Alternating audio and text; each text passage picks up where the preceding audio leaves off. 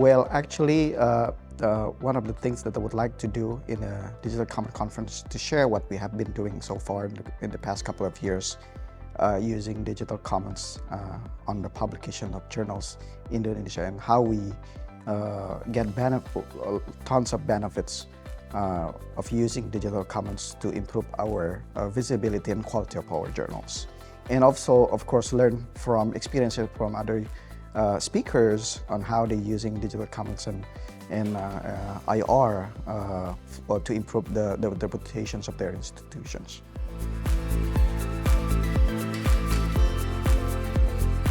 Yeah, actually, on the global perspective, so because we are in the Southeast Asia, we have perhaps a different perspective of using Digital Commons for our improving comparatively to the rest of the world in terms of the open access and how we could capitalize publications and scholarly outputs to improve our reputations. In University of Indonesia, we were able to increase the visibility of our journals. Previously, we are using a traditional OGS.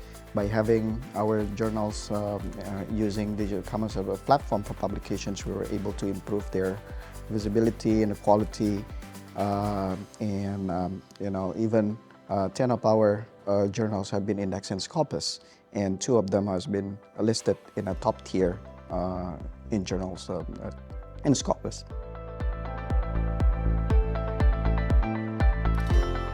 We have a faculty of medicine, all the way to faculty of political science, social sciences. So, for example, in a social sciences background, typically the scholarly output is not a typical journal publication. For example, rather in the form of non-traditional ones like policy briefs and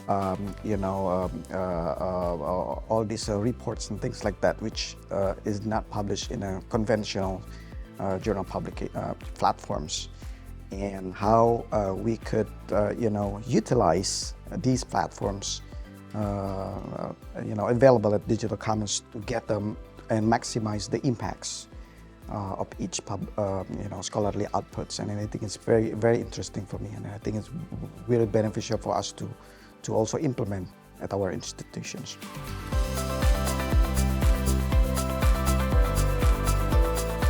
Okay, so in the case study, we highlight how Digital Commons benefit our institution in terms of journal publications.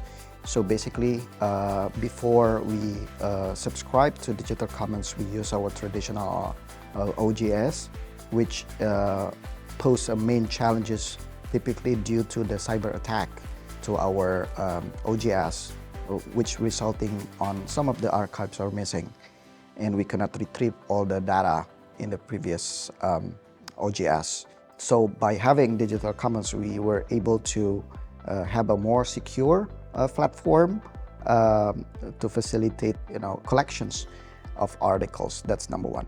Number two, we also highlight that the process of journal publications after we are using Digital Commons are more streamlined.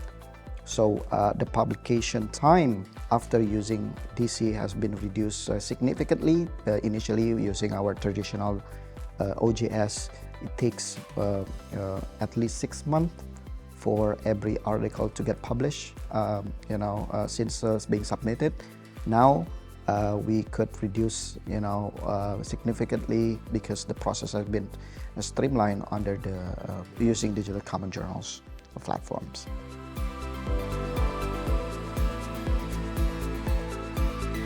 Yes, of course. I think I forget the numbers. I think we have been reaching millions of downloads, and I think by having the journals in the top tier is also a testament for the achievements itself.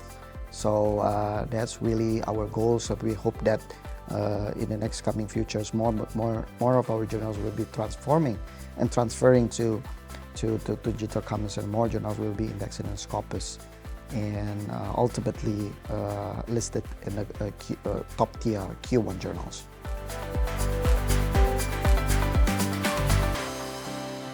DC has a track record on facilitating many journals, so it's the trustworthiness of DC as a platform for journal publication really helped us in getting more visibility. Typically, potential authors, will be selecting, where they want to publish based on the quality of the journals.